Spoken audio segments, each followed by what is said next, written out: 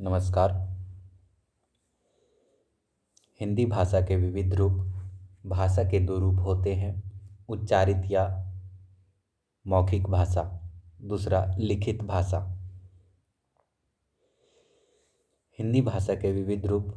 हम अपने भावों और विचारों को कभी कभी लिख कर दूसरों तक पहुंचाते हैं। जब श्रोता सामने होता है तो उससे बोलकर हम अपनी बात कहते हैं, किंतु जब सामने नहीं होता तो हम लिखकर उस तक अपनी बात पहुंचाते हैं। इस आधार पर भाषा के दो रूप हो जाते हैं, उच्चारित या मौखिक भाषा तथा दूसरा लिखित भाषा।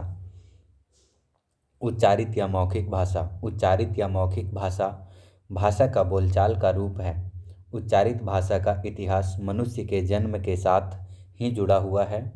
जब से मनुष्य ने जन्म लिया होगा तभी से उसने बोलना आरंभ कर दिया होगा। उच्चारित भाषा की आधारभूत इकाई ध्वनि है। हर भाषा में अनेक ध्वनियाँ होती है। इन्हें ध्वनियों के परस्पर संयोग से तरह तरह के शब्द बनते हैं जो वाक्यों में प्रयुक्त किए जाते हैं। उच्चारित भाषा वास्तव में भाषा का अस्थायी एवं क्षणिक रूप होता है। उच्चारित भाषा का प्रयोग प्रायः तभी किया जाता है जब श्रोता वक्ता के सामने होता है। लिखित भाषा।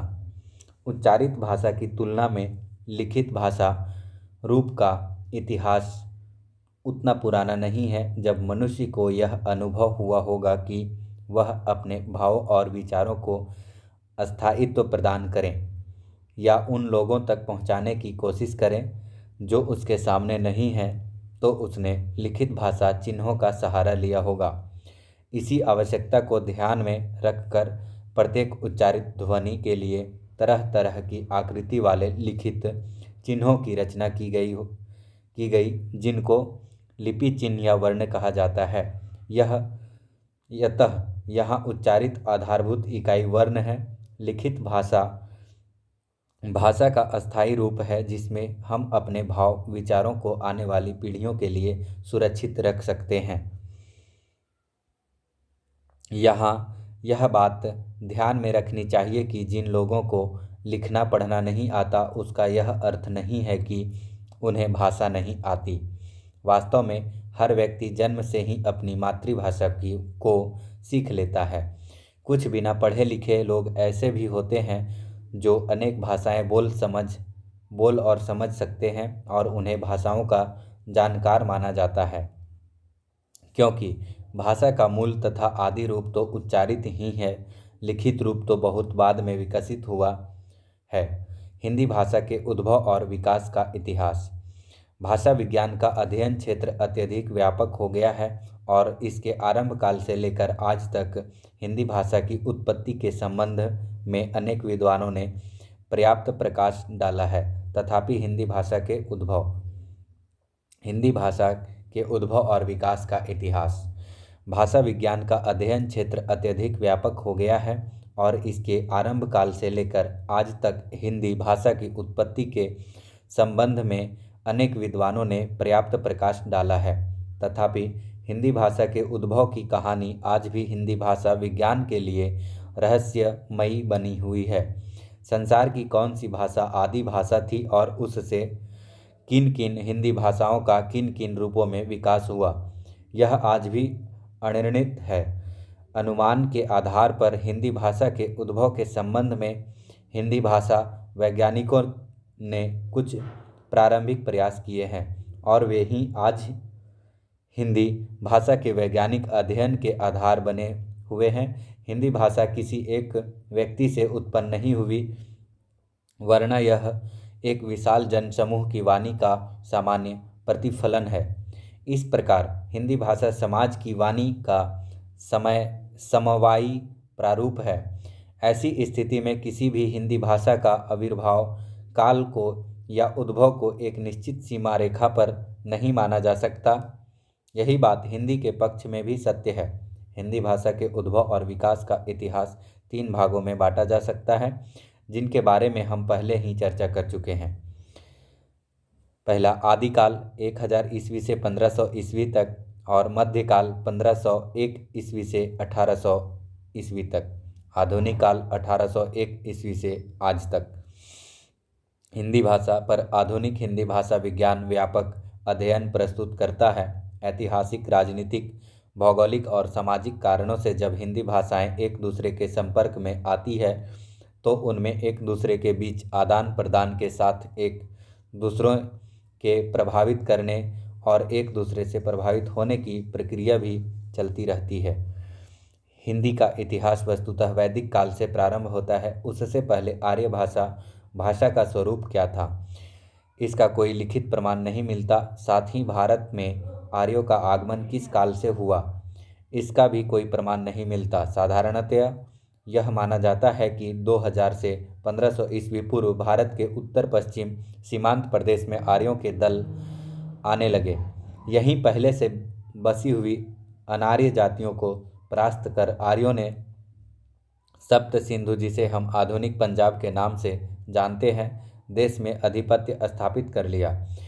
यहीं से वे धीरे धीरे पूर्व की ओर बढ़ते गए और मध्य देश, काशी, कौशल, मगध, विदेह, अंग, बंग तथा कामरूप में स्थानीय अनार्य जातियों को पराभूत करके उन्होंने वहां अपना राज्य स्थापित कर लिया। इस प्रकार समस्त उत्तरापथ में अपना राज्य स्थापित करने के बाद आर्य संस्कृति दक्षिणापथ की ओर अग्रसरित हुई और यूनानी राजदूत मेगास्थनीज के भारत आने तक आर्य संस्कृति सुदूर दक्षिण में फैल चुकी थी। आर्यों की विजय केवल राजनीतिक विजय मात्र नहीं थी, वे अपने साथ सुविकसित हिंदी भाषा एवं यज्ञ प्राणाय संस्कृत भी लाए थे। उनकी हिंदी भाषा एक संस्कृत भारत में प्रसार पाने लगी, किंतु स्थानीय अनार्य जातियों का प्रभाव भी उस पर पड़ने लगा। मोहनजोदड़ो एवं हड़प्पा की खुदाइयों से सिंधु घाटी की जो सभ्यता प्रकाश में आई है, उससे स्पष्ट है कि यायावर पशुपालक आर्यों के आगमन से पूर्व सिंधु घाटी सभ्यता का बहुत अधिक विकास हो चुका था। अतः यह संभव है कि आर्यों की हिंदी भाषा, संस्कृति एवं धार्मिक विचारों पर अनार्य जाति की संस्कृति एवं संपर्क का पर्याप्त प्रभाव पड़ा होगा। अनार्य जातियों के योगदान के कथन से तात्पर्य यह नहीं है कि हिंदी अथवा प्राकृतों में जो कुछ है वह आर्यों की ही हिंदी भाषाओं से लिया गया है, अथवा आर्यों की सारी संपत्ति प्राकृत और हिंदी को पर्याप्त हो गया। यहाँ यह स्पष्ट करना आवश्यक है कि युग युग की हिंदी भाषा में यहाँ तक कि वैदिक संस्कृत और लौकिक संस्कृत में भी बहुत से अनार्य तत्व सम्मिलित थे। भारत में तथा भारत के विभिन्न क्षेत्रों में अनेक अनार्य जातियाँ रहती थी, जिनमें निग्राटू, किरात, ऑस्ट्रिक या निषाद तथा द्रविड़ दस्यु का प्रसार बहुत व्यापक था। निग्रोटू अनार्य जाति का आगमन अफ्रीका से अवश्य हुआ, किंतु वे समुद्री तट के आसपास के क्षेत्रों में रहे और वहीं से दक्षिण पूर्वी द्वीपों की ओर निकल गए। मध्य देश के लोगों से उनका संपर्क नहीं हो पाया। वैदिक साहित्य में इनका कोई प्रमाण नहीं मिलता। किरात पहाड़ी लोग थे, जिनके वंशज आज भी हिमालय प्रदेश के पश्चिम से पूर्व तक फैले हुए हैं। इन लोगों का आर्यों के साथ संपर्क हुआ, फलस्वरूप इनके बीच संस्कृतियों और हिंदी भाषाओं का आदान प्रदान भी हुआ। यक्ष, गंधर्व, सिद्ध और किन्नर आदि पहाड़ी जातियों की संस्कृति परवर्ती आर्य साहित्यिक में भरपूर मिलती है। इन्हीं देवताओं, इनकी पूजा विधि, विश्वासों, अंधविश्वासों के साथ साथ मणियों, पर्वतीय फल फूलों, पशु पक्षी, उपजों के नाम इन जातियों से संग्रहण किए गए। अग्रेय या निषाद जातियां पंजाब के पूर्व में बसी थी। इनकी संस्कृति ग्रामीण थी और कृषि इनका प्रधान कर्म था। आर्यों ने इन्हीं से कृषि कर्म सीखा और उस कर्म में प्रगति की, क्योंकि अधिकांश आर्य जातियां मध्य एशिया के पहाड़ी प्रदेश में रहती आ रही थी। नावें चलना और मछली पकड़ना भी इन निषाद जातियों का अपेक्षा अग्रेय हाथी का जो इतना अधिक महत्व रहा, उसका भी यही कारण है।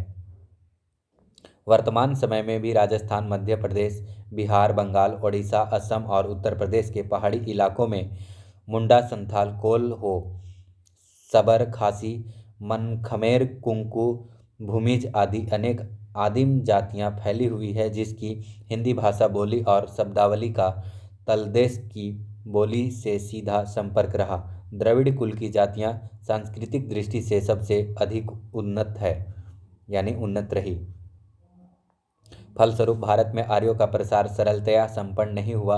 उनको अनेक प्राकृतिक एवं मनुष्यकृत बाधाओं एवं विरोधों का सामना करना पड़ा। मोहनजोदड़ो, हड़प्पा आदि की खुदाइयों और बलोचिस्तान में प्राप्त ब्राहुही नाम की द्रविड़ हिंदी भाषा के अवशेषों को देखकर इतिहासकारों का यह निश्चित मत है कि सिंधु, सौवीर आदि प्रदेशों में द्रविड़ जातियों का प्राबल्य था, जिनसे आर्यों को कठिन संघर्ष करना पड़ा। प्रसार के इस कार्य में अनेक शताब्दियां लग गई। इस कालक्रम में हिंदी भाषा में स्थिर नहीं रह सकी, उसके रूप में विवर्तन होता गया। जैसे भारतीय आर्य हिंदी भाषा में टवर्गीय ध्वनियां, अनुकरणात्मक शब्दावली, प्रत्ययों, क्रमवाच्य में अतिरिक्त क्रिया, वाक्य योजना के कुछ तत्व द्रविड़ से आए हैं। इस प्रकार इन द्रविड़ संस्कृति जाति जनजातियों की संस्कृतियों के अलावा समय समय पर शक, हुन, मंगोल, तुर्क, चीनी, अरब, सान आदि अनेक जातियां यहाँ आई और यहाँ की सभ्यता और संस्कृति में घुल मिल गई। इन सब ने भारतीय हिंदी भाषाओं हिंदी के निर्माण और विकास में अपना योगदान दिया।